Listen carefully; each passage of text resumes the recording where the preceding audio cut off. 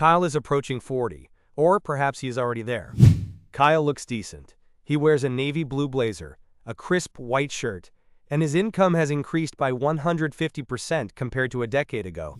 Kyle believes he has beaten the system because his credit score is flawless, and the vehicle in his driveway signals his elevated position in the social food chain. But Kyle is missing a critical mathematical variable. He is a biological asset that is rapidly depreciating. In financial auditing, we call this the amortization of human capital. Typical financial gurus tell Kyle, it is never too late to start, or invest 10% and compound interest will save you. This is a mathematical lie. If you are 40 and your net worth is less than 200% of your annual expenses, compound interest does not have enough iterations to save you. You simply have too few cycles left. Today, we are deconstructing why age 40 is the point of no return. It is the moment where assets begin to work for you, or you sign a contract for lifelong labor until the day you expire. No fluff, just percentages. This is economics on your fingers. When you are 20, your primary asset is your time. This is your human capital. Its mathematical expectation is massive because you have 40 years of earning potential ahead. By age 40, your human capital is already 50% depleted. At 25, Kyle had 40 years of potential income. If he earned $50,000 a year, his human capital was worth $2 million. At 40, Kyle has only 20 to 25 productive years remaining. Even if his salary has doubled to $100,000, his total remaining human capital is still roughly the same $2 to $2.5 million. At 20, Kyle could afford to make mistakes. His life's volatility was high, but he had time for recovery. At 40, the price of every error increases exponentially. If Kyle loses his job at 40, the probability of finding an equivalent role with the same compensation drops by 30 to 40% due to ageism and competition from younger, cheaper units. His career derivative has turned negative. Gurus say, your experience is wealth. A forensic auditor says, your experience is a liability if it has not been converted into capital that functions independently of your physical presence. Kyle thinks he became wealthier at 40 because he sees larger gross numbers. But let us analyze the delta, the net residue after expenses. At 25, Kyle's expenses were 30% of his income. He lived in a rented room and consumed low-cost calories. His burn rate was minimal. At 40, Kyle has a mortgage, private school tuition, premium insurance, and a status-driven lifestyle. His expenses now consume 90 to 95% of his income. This leaves almost no margin for financial error or capital growth. His financial leverage is stretched to the limit. He earns more, but his net cash flow is identical to that of a 20-year-old freelance student. The difference is simple. The student can reduce their expenses by 50% in 24 hours.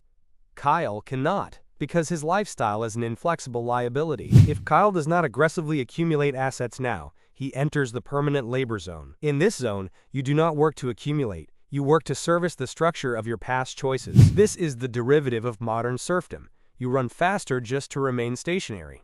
Kyle read that the stock market yields 7 to 10% annually, so he sets aside $500 a month. In 20 years, at a 7% return, Kyle will have $260,000. But with 4% inflation, the purchasing power is equivalent to only $130,000 today. Sound significant? No.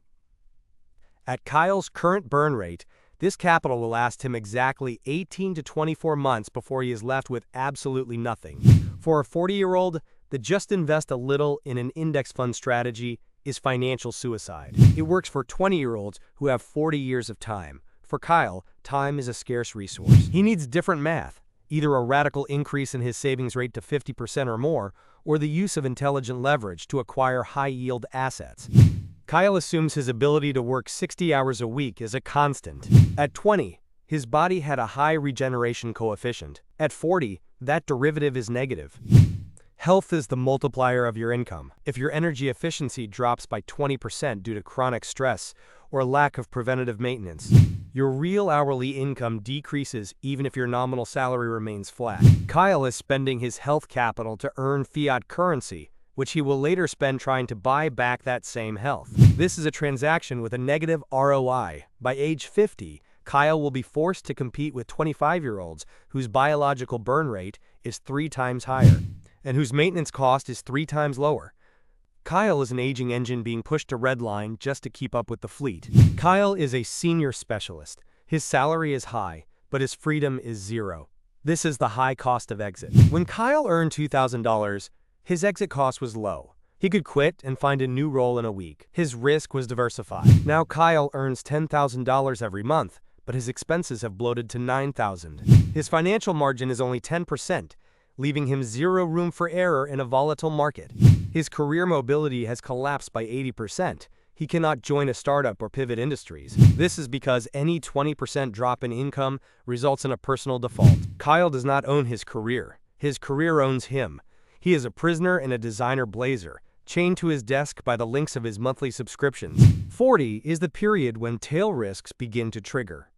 Aging parents, personal health shocks, or shifts in the educational needs of children. Most people, like Kyle, build their plans based on the average scenario. But life at 40 is a game of large number statistics. The probability that an event requiring capital equal to 50 to 100% of your annual income will occur in the next 10 years is over 40%. If Kyle lacks a margin of safety, which is liquid capital, equal to at least 12 months of expenses, he is in a state of fragility. Any external shock transforms him from a successful professional into a financial ruin in 90 days. Kyle plans to work until 65.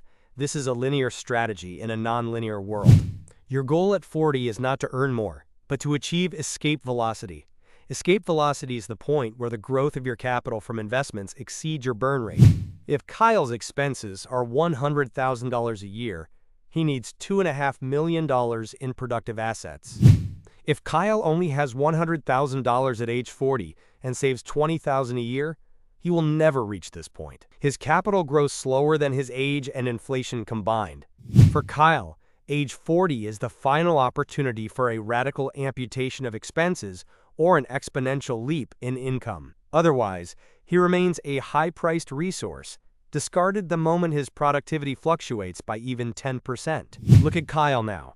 We have rewritten his variables. He stopped chasing a higher salary and started chasing ownership. He reduced his status-driven burn rate by 30%, increasing his investment delta by 400%. He moved from fragile to anti-fragile. Wealth is not a feeling. It is the second-order derivative of your time allocation. This was Economics on Your Fingers. Calculate your escape velocity today, or prepare to work forever. The math does not care about your blazer.